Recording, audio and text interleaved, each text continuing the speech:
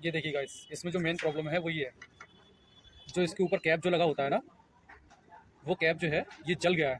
इसकी वजह से ब्लास्टिंग हो रही है इसके अंदर। देखते हैं इसके ऊपर अगर कोई कैप लग जाता है तो इसके ऊपर कैप लगा देते हैं, फिर देखते हैं चलाकर कैसे चलता है। तो देखते हैं, आइए करते हैं इसको।